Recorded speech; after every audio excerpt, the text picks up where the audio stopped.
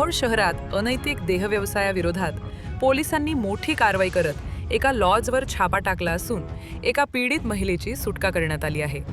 या प्रकरणी लॉज मालक आणि व्यवस्थापकाविरुद्ध अनैतिक व्यापार प्रतिबंधक कायद्यान्वये मोहोळ पोलीस ठाण्यात गुन्हा दाखल करण्यात आला आहे।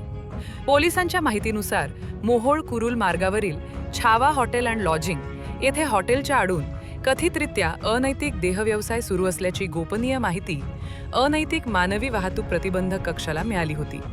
त्यानुसार सापळा रचून छापा टाकण्यात आला। प्राथमिक तपासात आर्थिक फायद्यासाठी महिलेकडून अनैतिक व्यवसाय करून घेतला जात असल्याचे समोर आले।